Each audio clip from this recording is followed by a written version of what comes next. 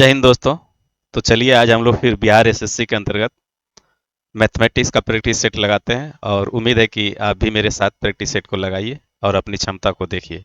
तो चलिए हम लोग देखते हैं आज के प्रैक्टिस सेट को। पहला क्वेश्चन है, एक किसान अपनी एन गायों के झुंडों को अपने 4 बेटों में इस प्रकार बांटता है कि पहले बेटे को आधा झुंड मिलता है, दूसरे को 1/4, तीसरे को 1/5 हिस्सा तथा चौथे को 7 गायें मिलती है। तदनुसार एन का मान कितना है? चलिए देखते हैं। तो टोटल गाय उसके पास क्या है? एन है।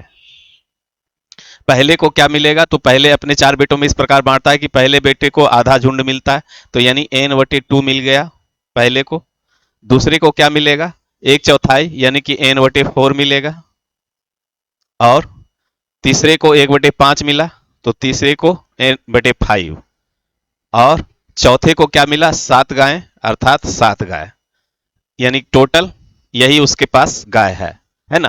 टोटल एन गाय है, एन में से पहले को मिला n/2, ठीक है, और दूसरे को मिला n/4, तीसरे को मिला n/5 और चौथे को मिला 7 गाय और टोटल एन गाय है, यानी कि कुल मिलाकर के जो है ये एन का मान है, इतना बंटवारा होने के बाद।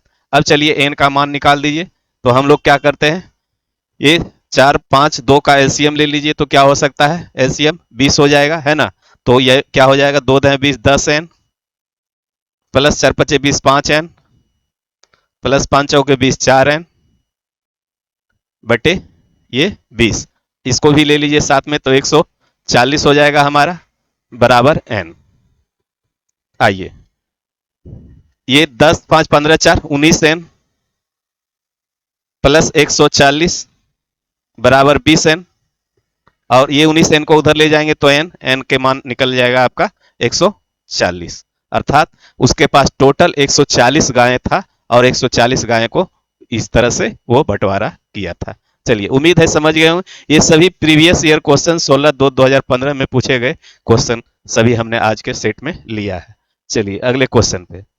वह न्यूनतम संख्या क्या है जिसे 48, 64, 90, 120 से विभाजित करने पर क्रमशः 38, 54, 80, 110 शेष बचता हो? तो आइए, ऐसे क्वेश्चन सभी जो है होते हैं लॉसो का, और लॉसो में देखते हैं हम लोग क्या होता है। तो 48 कितना शेष बचना है? 38, तो -38 करेंगे तो ये हमारा क्या आएगा? 10 आएगा। उसी तरह से आप 64 माइनस 54 करेंगे तो हमारे पास शेष क्या आएगा? ये 10 बचेगा, ठीक है। उसी तरह से आप जो है क्या करेंगे? 90 माइनस 80, तो ये हमारा 10 बचेगा। और इसी तरह से हम क्या करेंगे? 120 माइनस जो है 110 करेंगे तो हमारा ये 10। देखिए, सभी में घटाने पर समान शेष बच रहा है, तो ऐसे कंडीशन में हम लोग क्या करते हैं, ये 48, 64, 90, 120 का लॉसो निकाल देंगे। तो लॉसो निकालने के लिए हम लोग जानते हैं, सबसे पहले बड़ी संख्या को पकड़िए, 120 को, इसका गुणनखंड कर दीजिए। 2 दूनी 4, तिया 12, दूना 24, बचे 120, यानी 2 दूनी 4 तिया 12, दूना 24, बचे 120। इसका गुणनखंड करेंगे तो ये हमारा गुणनखंड आएगा। अब देखिए, इसमें 90 है क्या? 90 बनाना है हमको, तो 90 बनाने के लिए हम लोग देखेंगे क्या होगा। तो 3 दूना 6, 25, 30, तिया 90, यानी कि 1 3 हमको और लगाना पड़ेगा। 5 दूना 10, तिया 30, तिया 90 हो गया। अब देखिए 64 है क्या? तो 64 नहीं है इसमें, तो 64 बनाने की क्या क्या कर सकते हैं? 2 दूनी 4, दूनी 8, है ना। 2 दूनी 4, दूनी 8, 8 ही 8 ही 64, यानी कि 3 ठो 2 और इसमें गुना करना पड़ेगा। ये हमारा 64 बन गया। अब 48 है क्या? 2 दूनी 4, दूनी 8, दूनी 16, तिया 48, 48 हो जा रहा है। अब सभी संख्या इसमें आ गया। अब इसको सभी को गुना कर दिए, तो गुना करने के बाद क्या होगा? 2 दूनी 4, तिया 12, दूना 24, 25, 120, 120 और 3 दूना 6, दूना 12, दूना 24, यानी 120 गुने 24 कर दीजिए, है ना। तो ये क्या हो जाएगा हमारे पास? 0 0, 12 चौक 48 के 8, बाकी हाथ में कितना? 4, 12 दूना 24, 4 28, 2880। और ये जो 10 हमारा जो निकल के आया, इस 10 को आप माइनस कर दिए, यही हमारा रिजल्ट हो जाएगा 2870, यानी 2870 वैसी संख्या है जो कि 48, 64, 90, 120 से भाग देंगे तो हमेशा शेष 38, 54, 80, 110 बचाएगा। इस तरह से ऑप्शन जो जाएगा हमारा ए नंबर जाएगा, है ना। चलिए अगले क्वेश्चन पे हम लोग चलते हैं। 7 संख्याओं का औसत 8 है, यदि उनमें एक संख्या को जोड़ दिया जाए तो औसत 9 हो जाता है, तदनुसार वह जोड़ी गई संख्या कितनी है? तो 7 संख्या का औसत क्या है? 8 है, तो योग कितना हो जाएगा? 7 56, ठीक है। तो एक संख्या जोड़ दिया, तो एक संख्या जोड़ने के बाद 7 के बदले ये संख्या 8 हो गया, और औसत हमारा क्या निकल के आया, 9। यानी 8 9 72, यानी टोटल योग अब संख्या का 72 है, पहले 56 था, तो 56 में से 72 आप घटा दीजिए तो कितना बचेगा, 12 में से 6 चला गया, 6 यानी कि 16। ऑप्शन हमारा जो जाएगा बी, है ना। 16 और 56 72 हो गया। इस तरह से जो जोड़ी गई संख्या थी वह 16 थी। आइए अगले क्वेश्चन पे। किन्हीं दो धन पूर्णांक संख्याओं के एचसीएफ और एलसीएम क्रमशः 35 और 385 है। यदि एक पूर्ण संख्या 77 हो तो दूसरी पूर्ण संख्या क्या होगी। ये तो डायरेक्ट फॉर्मूला पे आप लोग जानते होंगे, लॉस ऑफ, है ना, एलसीएम गुने एचसीएफ बराबर फर्स्ट संख्या इंटू दूसरी संख्या। तो हमारा लॉस ऑफ कितना है, 385 गुने 935 बराबर पहली संख्या अगर 77 है तो दूसरी संख्या हमको निकालना है। तो ये काट दीजिए, कितना से, 11 से, 11 सत्ते 77, 11 तिया 33, 5 38, 11 पचे 55, 7 पचे 35, अर्थात दूसरी संख्या जो हमारा निकल के आया 25 और 15 15 2 17, यानी 175, यानी कि ऑप्शन जो जाएगा हमारा सी जाएगा। चलिए अगले क्वेश्चन पे चलते हैं हम लोग। चार अभाज्य संख्याएं आरोही क्रम में लिखी जाती है। प्रथम तीन का गुणनफल 385 है एवं अंतिम तीन का गुणनफल 1001 है। प्रथम अभाज्य संख्या कौन सी है। ध्यान दीजिएगा, देखिए ये बहुत अच्छा क्वेश्चन है। चलिए हम, ये क्या है, 385, यानी कि चार अभाज्य संख्याएं, फर्स्ट सेकेंड थर्ड और फोर। ठीक है, तो ये तीनों का गुणनफल जो है 385 है, और इस तीनों का गुणनफल आपके पास दिया हुआ है 1001। ठीक है, आइए हम लोग देखते हैं। तो इसके लिए क्या करेंगे, तो सबसे पहले इसको फैक्टराइज कर देते हैं। तो फैक्टराइज करने का मतलब है 5 से इसका फैक्टर, 5 से हम ये कटेगी संख्या, तो 5 से इसको फैक्टर में कीजिए। तो 5 सते 5 सते 35, अब 5 सते 35, यानी 5 गुने 7 गुने 11। देखिए ये तीनों क्या अभाज्य संख्या है, बिल्कुल अभाज्य संख्या है ना। हम लोग क्या किए, 385 को जो है फैक्टराइज कर दिए, तो 5 गुने 77 और 5 गुने 7 गुने 11। अब ये तीनों गुना करेंगे तो 385 होगा, और ये तीनों क्या है, हमारा अभाज्य संख्या है भी। तो अब जो है एक 1001 आया है, तो ये तीन का, तो इसका मतलब है यानी कि 7 11, और चूंकि 4 लगातार है तो अगला जो हमारा मिलेगा 13 मिलेगा, है ना।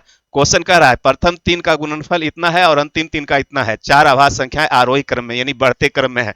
तो 5 7 11 3 मिला तो अगला 13 होगा, यानी 7 11 13 का गुणनफल हमारा क्या है, 1001 है। तो इस तरह से हमारा संख्या क्या निकला, 5 7 11 और 13।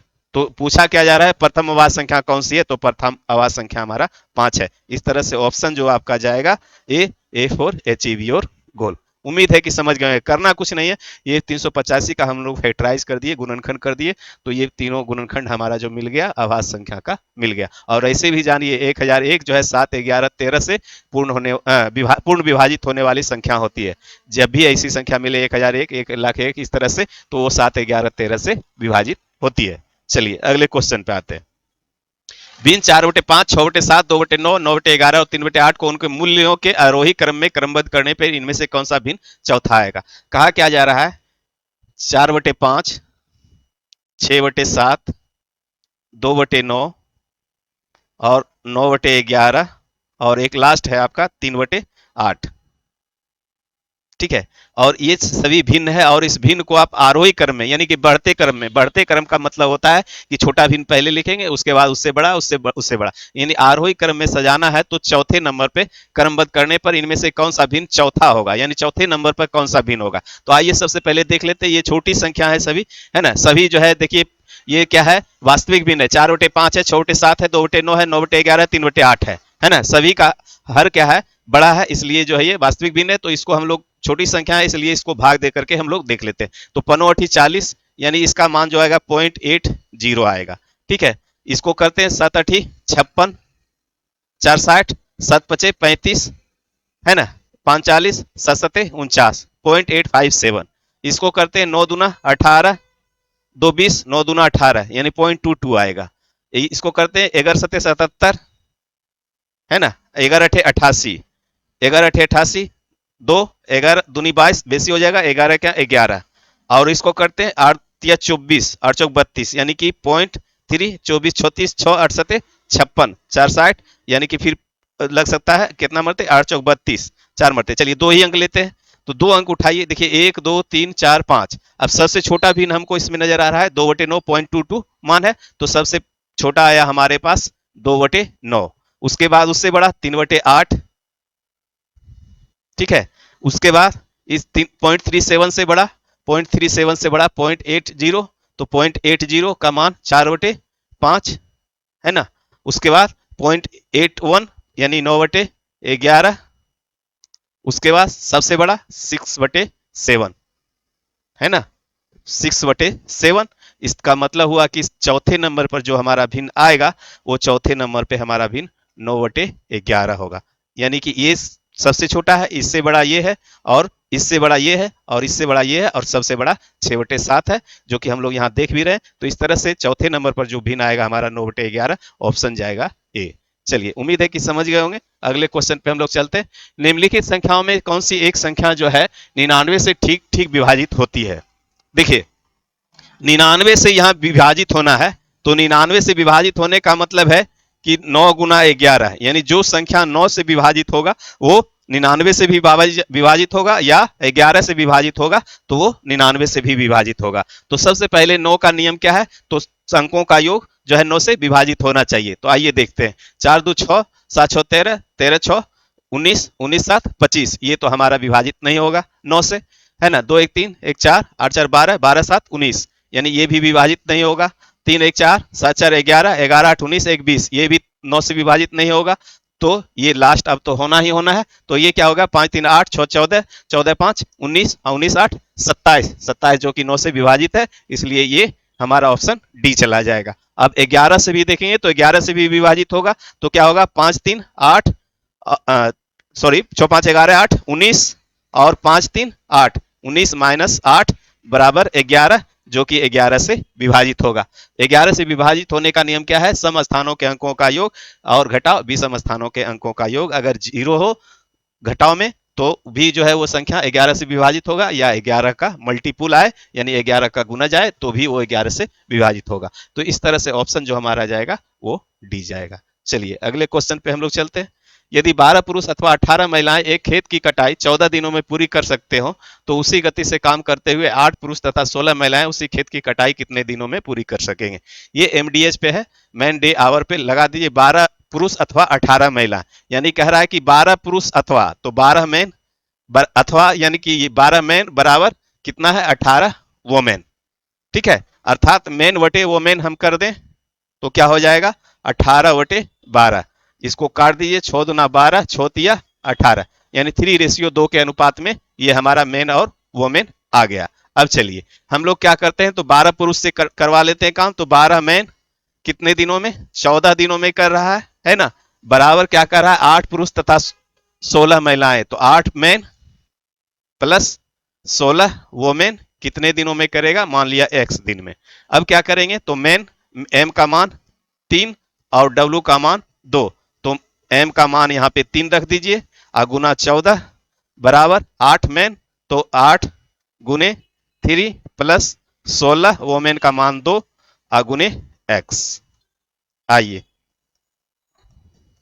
ये क्या हो गया, 12 गुने 3 गुने 14, 24 और 32, 24 और 32 क्या हो गया, 24 4 2 6 और 56 गुने x। अब देखिए 14 चक 56, 4 मरते 4 तिया 12, अर्थात x का मान जो हमारे पास निकल के आया 9 दिन, यानी 9 दिन में वो काम जो है कर देगा, कटाई कर देगा। कौन, 8 पुरुष और 16 महिलाएं।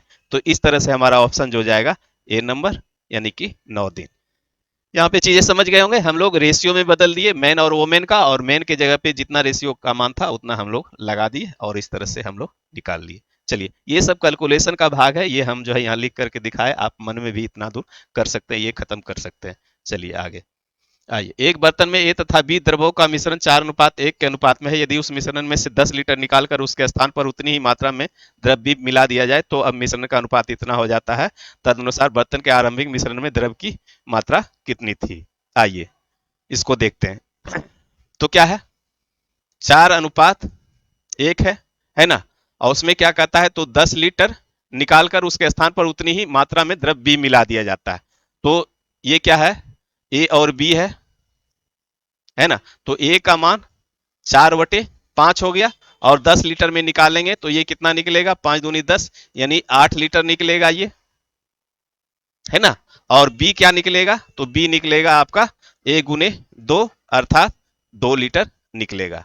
हम यहाँ पे डिटेल से आपको दिखा रहे हैं, समझा रहे हैं, ठीक है। तो ए 4/5 हुआ, और बी उसी तरह से निकालेंगे तो क्या होगा, 1/5। तो 1/5 और इसको 10 से गुना करेंगे, चलिए इसको कर ही देते हैं हम लोग, है ना। तो बी क्या हो जाएगा, बी हमारे पास हो जाएगा 1/5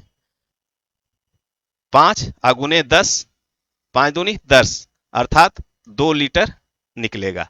तो क्या होगा, ए हमारा 8 लीटर निकलेगा और बी क्या निकलेगा, 2 लीटर निकलेगा। आइए हम लोग देखते हैं। तो मान लिया जाए हमारे पास 4x लीटर ए था, और बी क्या था, तो x लीटर था, है ना।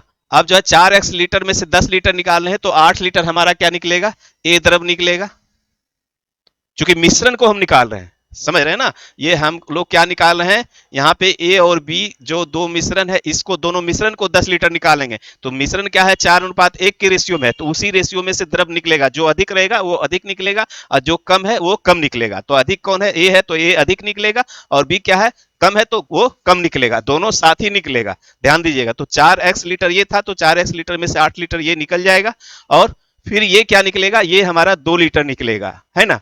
अब क्या कह रहा है कि इस तरह से अगर 10 लीटर निकालेंगे मिश्रण को, लेकिन कहता है कि उसके स्थान पर उतना ही मात्रा में द्रव बी मिला दिया जाए। तो यानी कि 10 लीटर हम लोग निकाले और 10 लीटर क्या मिला देंगे, तो बी मिला देते हैं। तो इसमें 10 लीटर बी हम लोग डाल दिए, ठीक है। ये x-2 और प्लस 10 लीटर ये मिल गया, तो रेशियो हमारा क्या हो जाएगा, तो रेशियो हमारा 2:3 हो जाएगा, ठीक है। अब जो है कुछ नहीं, क्रॉस मल्टीप्लेशन कर दीजिए, ये आराम से आ जाएगा, ठीक है। इतना ही समझना होता है यहाँ पे इसमें। तो क्या हो जाएगा, 12x-24 बराबर 10 में से ये 2 चला जाएगा, 8 बचेगा, तो 2x और प्लस का 16, है ना। 12x में से 2x चला जाएगा तो बचेगा आपके पास 10x, और ये क्या हो जाएगा, 24×2 = 26, 24×36 = 10, 40, सॉरी, दो तो ये 2x इधर आ गया, है ना, 24 उधर जाएगा तो ये 40 हो जाएगा, अर्थात x का मान 4, अर्थात x का मान जो हमारा 4 लीटर निकला। तो पूछा क्या जा रहा है, तो पूछा जा रहा है हमारे पास कि द्रव A, यानी A का मान क्या है, हम लोग 4x माने थे, तो अर्थात 4×4, अर्थात 16 लीटर जो है द्रव A पहले था, है ना। बर्तन में क्या था, वो 16 लीटर था द्रव ए, और बाद में जब जो है 10 लीटर निकल गया, तो उसमें से 8 लीटर वो निकला था और 2 लीटर वो निकला था, ठीक है। तो चलिए, उम्मीद है कि समझ गए होंगे। आइए, ए बी सी डी 4 लगातार विषम पूर्ण संख्याओं का औसत 42 है, तो बी एवं डी का गुणनफल क्या है। आइए देखिए, ये भी अच्छा हिसाब है। ए बी सी डी 4 लगातार विषम संख्या है, और औसत उसका 42 दिया हुआ है। देखिए, ए बी सी और डी, और औसत, तो औसत मतलब यहाँ बीच का ये चीज दिया हुआ है आपके पास, क्या है, ये 42 है ना। तो 42 है, तो ये विषम संख्या है, तो विषम संख्या 42 से जस्ट पहले, यानी कि 42 से छोटी क्या हमारा हो सकता है, विषम संख्या 41 हो सकता है। फिर क्या हो सकता है, 40 नहीं होगा, 39 होगा हमारा, है ना। और इससे जस्ट इधर बड़ी संख्या, तो 42 एक 43 हो सकता है, 44 नहीं होगा, फिर 45 होगा। विषम संख्या यानी जो 2 से पूरा पूरी भाग नहीं लगे। तो ये हमारा निकल गया, है ना। 42 औसत है, तो 39, 41, 43, 45 का औसत 42 ही होगा, ये बीच की संख्या। तो 20 से हम इधर चलेंगे, यानी छोटी संख्या 2 ढूंढेंगे, और 2 42 से बड़ी संख्या ढूंढेंगे, तो ये हमारा निकल गया 39, 41, 43, 45, ये चारों संख्या पता हो गया। तो अब क्या पूछा जा रहा है कि बी एवं डी का गुणनफल, यानी कि बी और डी का मल्टीप्लाई क्या होगा। तो बी और डी का मतलब यहाँ ये गुना कर दीजिए, तो 5 एकम 5, यानी कि लास्ट में एक अंक 5, एक ही है ऑप्शन, जो कि हमारा सी होगा, है ना। अब ज्यादा हमको गुना नहीं करना है, 5 देख लिए, इकाई अंक 5 होगा, तो यूनिट डिजिट से पता कर लिए कि एक ही ऑप्शन में 5 इकाई अंक है, इसलिए हमारा ऑप्शन सी हो जाएगा, ठीक है। चलिए अगले क्वेश्चन पे हम लोग चलते हैं। सोमवार, मंगलवार तथा बुधवार का औसत तापमान 40 डिग्री सी है। मंगलवार, बुधवार तथा गुरुवार का औसत तापमान 41 डिग्री सी है। यदि गुरुवार का तापमान 42 डिग्री सी था, तदनुसार सोमवार को कितना तापमान था। ध्यान दीजिएगा, यहाँ पे सोमवार, मंगल तथा बुध, ये 3 दिन है, और यहाँ क्या है, मंगल, बुध, गुरुवार, यहाँ भी 3 दिन है। तो यहां सोमवार से शुरू किया, मंगल तथा बुध तक ले गया, और यहां क्या किया, मंगल से शुरू किया, बुध बृहस्पति तक ले गया। ठीक है, यानी गुरुवार यानी बृहस्पतिवार, तो 3 दिन दोनों जगह। तो मंगलवार मंगलवार खत्म, है ना, बुधवार बुधवार खत्म, तो अर्थात बचा क्या, सोम माइनस गुरु कर दें, सोम माइनस गुरु, हम दोनों इक्वेशन को एक ही साथ जो कॉमन देखे उसको काट दिए, सोम माइनस गुरु कर दिए, तो अर्थात सोम मंगल बुध का कितना था, 40 डिग्री, है ना, और ये मंगल बुध गुरु का कितना था, 41 डिग्री माइनस 41, चूंकि ये क्या था, औसत था, और दोनों 3 3 दिन ही था, तो योग अगर कर देंगे तो 3 से दोनों में गुना कर देंगे। ठीक है, हमने क्या किया, सोम मंगल बुध 3 दिन देखे, और ये मंगल बुध बृहस्पति ये भी 3 दिन है, तो ये टोटल तापमान निकालेंगे तो 40 तिया 20 120 होगा इसका, और इसका होगा 41 तिया मतलब 300 12 123 हो जाएगा इसका, है ना, 123 इसका हो जाएगा, इसका 120 हो जाएगा। तो हम क्या किए, यहां से जो कॉमन मिला मंगल बुध को काट दिए, सोम माइनस गुरु कर दिए, सोम माइनस गुरु उसका औसत तापमान 40 माइनस 41 अगुना 3 से कर दिए, तो टोटल तापमान हमको पता चल जाएगा। अब क्या हो जाएगा, ये -1 अगुने 3 अर्थात -3। अब चूंकि दिया हुआ है क्या, गुरुवार का तापमान 42 डिग्री, तो उन्होंने सोमवार का तापमान क्या, तो गुरुवार का तापमान हमारे पास क्या है, 42 डिग्री माइनस का 42, है ना, बराबर -3, इसलिए सोम का तापमान, सोम बराबर -3 प्लस 42 अर्थात 39 डिग्री सेल्सियस, यानी कि सोमवार का तापमान जो हमारा था 39 डिग्री, ऑप्शन हमारा जो जाएगा वो डी। ठीक है, डी फॉर डाउट क्लियर। चलिए, उम्मीद है कि समझ गए होंगे। चलिए अगले क्वेश्चन पे हम लोग चलते हैं। यदि किसी संख्या में एक अन्य संख्या का 20% जोड़ दिया जाए तो वह संख्या 50% और बढ़ जाती है, तब उन दोनों संख्याओं का अनुपात क्या होगा। देखिए ये भी अच्छा क्वेश्चन है, आइए देखते हैं। किसी संख्या में, तो मान लिया जाए वह संख्या x है, और क्या कर रहा है, एक अन्य संख्या, तो एक अन्य संख्या मान लिए वह y है। अब क्या कर रहा है, किसी संख्या में एक अन्य संख्या का 20% जोड़ दिया जाए, तो अन्य संख्या का 20% यानी y का 20% क्या है, x में हम लोग इसको जोड़ दिए। ठीक है, x किसी संख्या में दूसरी अन्य संख्या का 20% जोड़ दिया जाए, तो x में क्या किए, प्लस y यानी दूसरी संख्या का 20% हमने जोड़ दिया, तब रिजल्ट क्या देगा, तो वह संख्या 50% और बढ़ जाएगी। यानी 50% बढ़ने का मतलब है x जो संख्या था ये क्या है, 50% और बढ़ जाएगा अपने का, तो x प्लस x का 50/100, यानी इसको डायरेक्ट 150x/100 भी लिख सकते थे, लेकिन हम जो यहाँ समझने के लिए यहाँ पे इस तरह से लिख दिए। अब क्या करेंगे, तो ये हमारा क्या हो जाएगा, 20y/100 रखिए इसको, और क्या करते हैं हम लोग, ये 150x है ना, और इस x को लाएंगे तो ये क्या हो जाएगा, माइनस में हो जाएगा, तो ये 100x/100। ठीक है, अब ये 100 से 100 हमारा खत्म हो जाएगा, तो यहां बचेगा क्या, 20y बराबर 50x। अब एक जीरो से एक जीरो खत्म कर दें तो हम क्या निकाल सकते हैं, x/y बराबर क्या हो जाएगा हमारे पास, x/y यानी कि 2/5, अर्थात वह संख्या का रेशियो जो हमारा निकला x/y यानी 2/5, अर्थात ऑप्शन हमारा जो जाएगा सी। ठीक है, चीजें आप समझ गए, कुछ है नहीं इसमें, खाली रिलेशन बैठाना है दोनों तरफ। एक संख्या ऐसी है कि दूसरी संख्या का 20% जोड़ने पर, तो जोड़ दिए तो वह संख्या अपने का 50% बढ़ जाता है, यानी 150x/100 हो जाता है। अब इसको सिंप्लीफाई कर देना है, बस आपका रिजल्ट आ जाएगा। आइए, एक वस्तु निर्धारित मूल्य पर बेची जाती है, यदि उसे निर्धारित मूल्य के 2/3 पर बेचा जाता है तो 10% हानि होती है, तदनुसार निर्धारित मूल्य पर बेचने पर कितना लाभ होता है। देखिए क्वेश्चन बहुत छोटा छोटा है, लेकिन इसको पढ़ करके आप जो है सॉर्ट आउट करने का कोशिश कीजिए। 1 से 2 बार में क्वेश्चन ऐसा पढ़िए कि जो है वो निकल जाए कि आप क्या उस क्वेश्चन मांगा जा रहा है आप ये निकाल सके।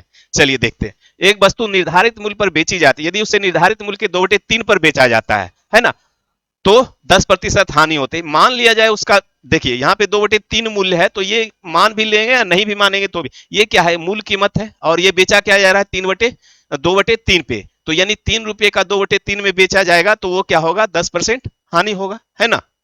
तो मान लिया जाए यहाँ पे हम सुविधा के लिए माना 3 रुपया उसका निर्धारित मूल्य है। ठीक है, तो 3 का 2/3, तो इसका मतलब क्या हो जाएगा, यानी कि 2 रुपया में वो बेचा गया, है ना, बेचा गया, तो क्या हुआ, 10% का हानि, तो 10% हानि हुआ, तो इस पे हमारा क्रय मूल्य निकल सकता है क्या, बिल्कुल निकल सकता है। तो हम लोग क्रय मूल्य निकाल देंगे, तो क्या निकालेंगे, 100/90 अगुने कितना, 2। ठीक है, तो ये 0 से 0 खत्म, है ना, क्या हो गया, 20/9 रुपया उसका सीपी था। ठीक है। अब 20/9 रुपया सीपी था और ये क्या है, 3 रुपया उसका हम लोग सीपी, हाँ सॉरी, 3 रुपया उसका पहले विक्रय मूल्य मान लिए थे, है ना। 3 रुपया पहले का विक्रय मूल्य हम लोग 3 रुपये मान लिए थे और 20/9 रुपया ये क्रय मूल्य है। तो देखिए ये 9 दूना 18 यानी कि 2 रुपया समथिंग में हम खरीद रहे हैं और 3 रुपया में उसको बेचे तो लाभ होता है ना, तो लाभ होगा ही। तो प्रॉफिट परसेंट, तो प्रॉफिट परसेंट निकाल देंगे, डायरेक्ट आप निकाल दीजिए तो क्या होगा, 3 - 20/9, है ना, ये प्रॉफिट निकल गया गुना 100, अब बटे कितने पे, 20/9 पे। तो ये हमारा क्या होगा, 27 में 20 चला गया, 7/9 गुना 100, और ये 20/9 उलट जाएगा, 9/20 हो जाएगा।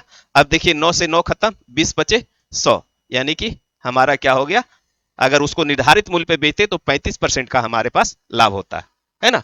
चूंकि समझ गए वैसे क्या है, 2/3 तो ये मूल होता है, तो 3 मतलब 2/3, तो 3 का 2/3 मान लिया, 3 रुपया उसका निर्धारित मूल्य था, ये मूल्य मिस हो गया यहाँ पे, ये विक्रय मूल्य है, ध्यान दीजिएगा। 3 रुपया उसका विक्रय मूल्य मान लिए, तो 3 का 2/3 यानी 2 रुपया में हमने उसको बेचा, तो 10% का हानि हुआ, तो 10% हानि हुआ तो इसका क्रय मूल्य हम लोग यहाँ से निकाल लिए। तो क्रय मूल्य निकालिए क्या है, 100 रुपये का चीज 90 रुपये में बेचा गया, तो उसका क्रय मूल्य क्या होगा, 2 रुपये का चीज, तो वो 100/90 गुने 2 यानी 20/9 रुपया उसका क्रय मूल्य हो गया। और यहाँ से प्रॉफिट परसेंट, तो प्रॉफिट परसेंट बराबर हो क्या होता है, विक्रय मूल्य घटाओ क्रय मूल्य हो गया, तो ये लाभ हो गया, लाभ गुने 100 क्रय मूल्य कर दिए, तो ये हमारा 35% लाभ निकल गया। तो इस तरह से चीजें आप सॉर्ट आउट करेंगे तो आसानी से बन जाएगा। चलिए आगे। यदि एक व्यक्ति सोनपुर मेले में 2 घोड़े प्रत्येक 14,000 रुपये में बेचता है, एक पर उसे 15% लाभ होता है परंतु दूसरे पर 15% हानि पर बेचता है, तदनुसार उसे पूरे व्यापार में उसे कितना लाभ या हानि हुई, कितने प्रतिशत की लाभ या हानि हुई, क्वेश्चन ये है, कितने प्रतिशत लाभ या हानि हुई, क्योंकि ऑप्शन परसेंट में है। तो ध्यान रखिएगा जब भी विक्रय मूल्य समान हो तो हमेशा हानि होता है, और हानि क्या होगा, ये दोनों लाभ और हानि, एक लाभ पर बेचेगा और एक हानि पर बेचेगा तो हमेशा वो हानि होगा अगर विक्रय मूल्य समान रहे तो क्या होगा, तो इसी का स्क्वायर कर दीजिए, इसका स्क्वायर बटे 100,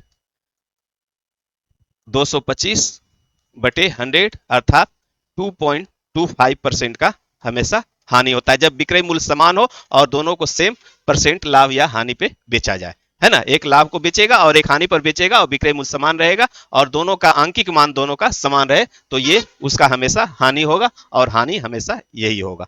क्या होगा, तो उस अंक का स्क्वायरिंग करके बटे 100 से भाग दे दीजिए, वही परसेंटेज हानि हो जाएगा। आगे चलते हैं।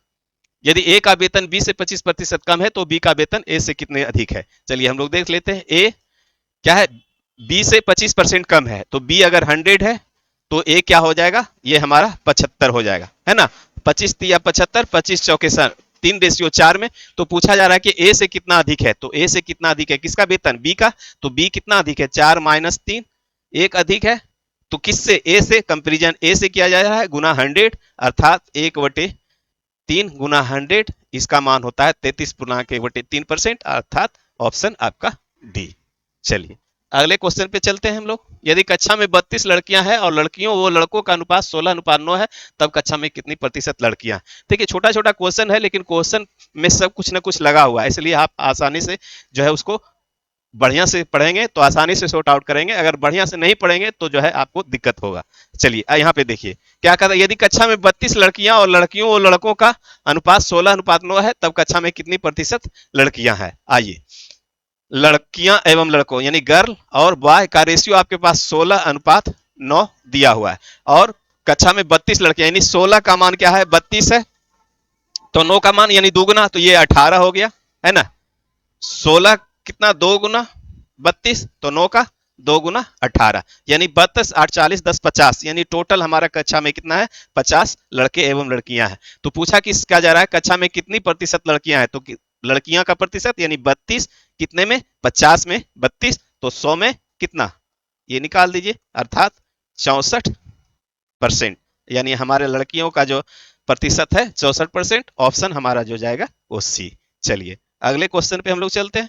एक दर्जी के पास 37.5 मीटर कपड़ा है और उससे 1 मीटर में 8 पीस काटना है, तदनुसार पूरे कपड़े में कुल कितने पीस बनेंगे। देखिए क्वेश्चन कुछ नहीं है लेकिन हो सकता है कि पहली बार पढ़े तो जो है वो क्या कह रहा है, क्या है 37.5 मीटर कपड़ा है और 1 मीटर में 8 पीस बनाना है, तो इसको सीधे सिर्फ गुना कर देना है, 37.5 अगुने 8 आपको कर देंगे, तो 8 × 40 के 0, 8 × 7 = 56, 4 × 60 के 0, बाकी में 4 × 3 = 24, 4 30 यानी कि ये क्या हो जाएगा, 300 पीस हमारा बनेगा, 320 अर्थात ऑप्शन डी, इनमें से कोई नहीं है ना। 8 पचे 40 के 0, 8 7 56, 4 60 0, बाकी में 6 8 24, 6 30, 320 बनेगा। ठीक है, चलिए अगले क्वेश्चन पे। यदि एबीसी के बीच 680 रुपए इस प्रकार से विभाजित किए जाते हैं जिससे ए को बी का 2/3 मिले और बी को सी का 1/4 मिले, तब उनमें से क्रमशः कितनी कितनी राशि है ना मिलेगी सभी को, है तब उनको क्रमशः कितनी कितनी राशि मिली। यानी एबीसी का आपको विभाजन करना है कितना 680 रुपए, और दिया हुआ क्या रिलेशन, ए को बी का 3/4 अर्थात ए बटे बी, ए को बी का 3/4 यानी ए बटे बी का 2/3 यानी ए बटे बी 2/3 है ना। इसको समझते हैं ना। ए को क्या मिलेगा, बी का 2/3 अर्थात बी को इधर लाएंगे तो क्या होगा, ए बटे बी बराबर 2/3। तो इस चीज को आपको जानना होगा। तो ए बटे बी बराबर 2/3। उसी तरह बी को क्या, सी का 1/4 यानी कि बी बटे सी बराबर क्या है 1/4। अब देखिए यहां बी 1 है और यहां बी क्या है 3 है, तो इसका मतलब है इसको 3 बनाना होगा, तो इसको 3 से गुना, तो इसको भी 3 से नीचे भी गुना, अर्थात 3/12 है ना।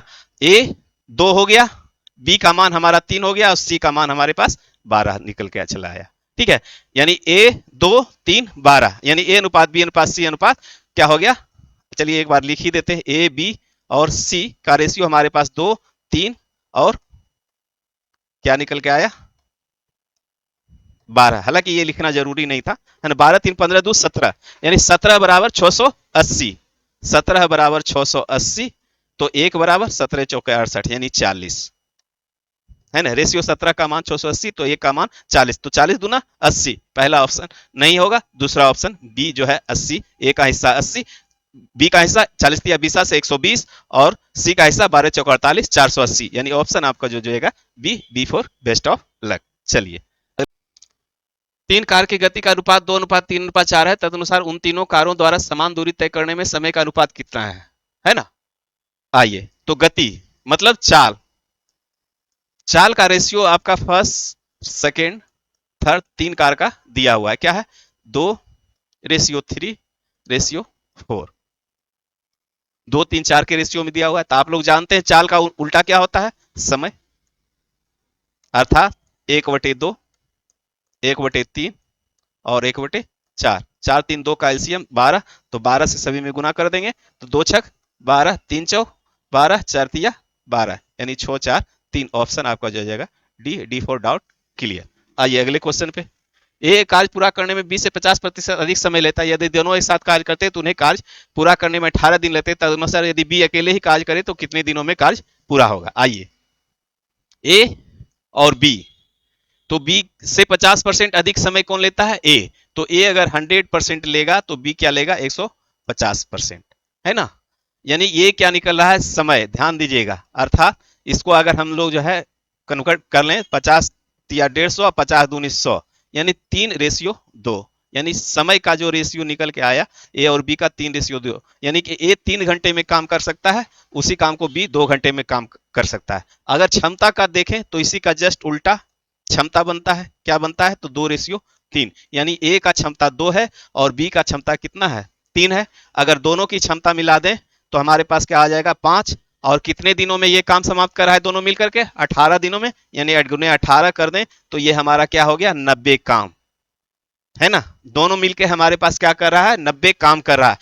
कभी भी अगर जो है समय का आपका रेशियो दिया हुआ रहे तो समय पे कभी भी जो है क्वेश्चन को मत बनाइएगा, जब भी बनाइएगा तो क्षमता में उसको बदल करके ही बनाइएगा, तभी क्वेश्चन आपका सही होगा। नहीं तो इस पे बनाएंगे जैसे यहाँ पे बहुत लोग करेंगे 3 2 5 और 18 दिन बराबर कर देंगे, ये गलत हो जाएगा। ठीक है, तो इस पे कभी भी आप जो है दिन को बराबर करके रेशियो में नहीं बनाएंगे, उसके क्षमता पे ले जा करके ही काम को जो है देखा जाता है। तो ये 2 क्षमता निकल गया ए का और बी का क्षमता 3 निकल गया, दोनों का क्षमता 5, और 5 दिन में क्या है 5 काम 18 दिन तक करेगा, है ना। 5 काम करके तो 18 पचे 90 काम, यानी क्षमता गुने दिन बराबर आप लोग जानते हैं क्या होता है काम, तो 90 काम। तो 90 काम जो है हमको करवाना था, तो किससे करवाना है अब, तो बी अकेले ही, तो बी का मान 3, अर्थात बी का दिन जो निकल जाएगा 90/3 अर्थात 30 या 90, यानी कि 30 दिन में जो है बी अगर उस अकेले करना चाहे तो 30 दिन में कर देगा A for achieve your goal. ठीक है, तो ये बी का क्षमता निकल गया, बी का दिन निकल गया, सॉरी, बी का दिन 30 दिन, 30 दिन में वो कर देगा। बी का क्षमता 3, अगर ए करना चाहेगा तो वो 45 दिन में करेगा। स्वाभाविक बात है, ए जो है क्या है, इसका एफिशिएंसी कम है, 2 है, तो दिन अधिक लेगा। चलिए अगले क्वेश्चन पे, यदि चीनी का मूल्य 10% गिर जाता है तो किसी घर में चीनी खपत की कितनी प्रतिशत बढ़ाई जाए ताकि चीनी पर होने वाले व्यय में कोई गिरावट नहीं हो। क्या हुआ, 100 से मूल्य क्या हो जाएगा हमारा 10% माइनस, यानी कि 90 हो गया। 90 को फिर हमको क्या लाना है, 100 पे लाना है, यानी प्लस 10 का इंक्रीजिंग करना है। तो 10 का इंक्रीजिंग कितने पे, 90 पे, तो 100 पे कितना, अर्थात 11.1/9% का इंक्रीजिंग हमको करना पड़ेगा, है ना। पहले 100 था, 100 से क्या 10 घटा तो 90 पे आया, और 90 से फिर पुनः जो है हमको 100 पे लाना है ना। फिर 100 पे लाना है तो 10 का वृद्धि करेंगे तो कितने में, तो 90 में, तो 10 का वृद्धि 90 में, तो 100 में कितना, तो 11.1/9 का वृद्धि करना पड़ेगा। आइए, एक व्यक्ति अपनी कुल यात्रा का 2/15वां भाग रेल द्वारा, 9/20वां भाग कार द्वारा एवं शेष 10 किलोमीटर पैदल चलकर पूरा कर लेता है तो उसकी पूरी यात्रा कितने किलोमीटर की थी। आइए देखिए, 2/15 है ना, ये क्या है, रेल द्वारा, और 9/20 क्या है, भाग 9/20 भाग कार द्वारा, यहाँ पे कार होगा, 9/20वां भाग कार द्वारा, ठीक है, कार द्वारा। तो आइए इसको हम दोनों तरह से, अगर यहाँ 15 और 20 है, यहाँ पे देख रहे हैं 2/15 और 9/20, तो इसको हम 15-20 का एलसीएम लेकर के भी बना सकते हैं या एक्स लगा करके भी बना सकते हैं।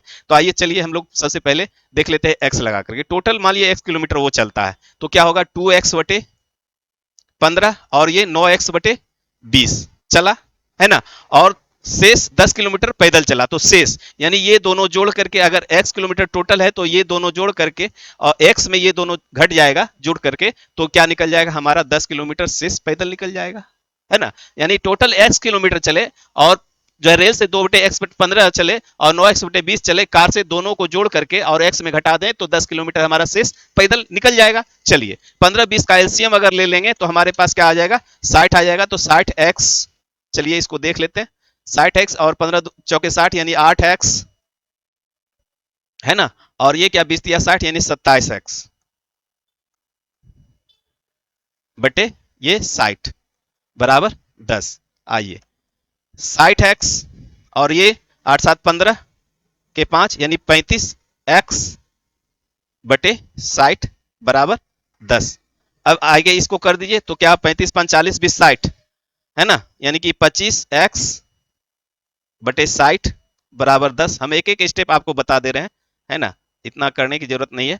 अब चलिए x का मान निकालेंगे तो क्या होगा, 10 × 60 बटे 25, 5 बचे 25, 5 दूनी 10, 5 12 60, अर्थात 24 किलोमीटर उसका टोटल यात्रा जो था 24 किलोमीटर, ऑप्शन डी। आइए इसको अगर हम x के थ्रू आपको बताएं, अगर x नहीं करते तो क्या होता, तो 15-20 का हम लोग लॉस ले लेते हैं, तो 15-20 का लॉस क्या होता, 60 किलोमीटर, है ना। टोटल मान लिए 60 किलोमीटर, 15-20 का लॉस लेंगे तो 60 होगा हमारा, तो 60 किलोमीटर टोटल उसका यात्रा था, तो 60 किलोमीटर यात्रा था, तो 60 में 2/15 भाग यानी 8 जो है हमारा निकल गया इससे।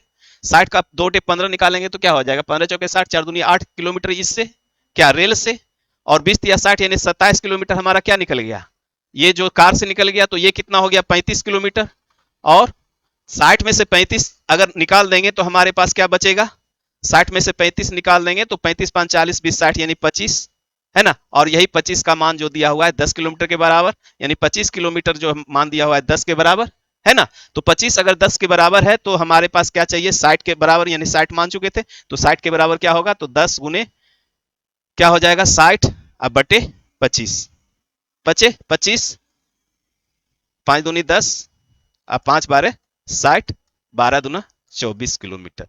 तो इस तरह से आप जो है यहां से भी इज्यूम कर करके इस तरह से आप बना सकते हैं, कोई जरूरी नहीं है एक्स मेथड से जा सकते हैं। इसी तरह का जो पहला क्वेश्चन आपको बनाए एन झुंड का, वहां भी हम जो है उस तरह से कर सकते थे, लेकिन वो थोड़ा सा समझाने के लिए लंबा था इसलिए हम नहीं किए। यहाँ पे जो है इस तरह से आप बना सकते हैं। करना क्या है, कुछ नहीं, 15 और 20 को देख करके हम एक एलसीएम ले लिए, यानी 15 और 20 वैसा संख्या लीजिए कि 15-20 से कट जाए, तो 15-20 से कटने वाला यानी सीधा सीधी एलसीएम, एलसीएम ले लिए 60 किलोमीटर, तो 15×4 = 60, 2/15 भाग यानी 60 का 2/15 तो 8 किलोमीटर हो गया, और 9/20 भाग तो यानी कि 9/20 × 60, ठीक है, तो ये हो गया 27, 27 8 35, 35 किलोमीटर। तो 60 में से 35 हटा दिए तो 25 किलोमीटर, जो कि 10 किलोमीटर के बराबर है ना। 25 बराबर 10, तो इसलिए 60 बराबर 24। इस तरह से आप जो है बना। चलिए दोस्तों, अगर वीडियो अच्छा लगे तो लाइक एवं सब्सक्राइब चैनल को जरूर कीजिए। धन्यवाद।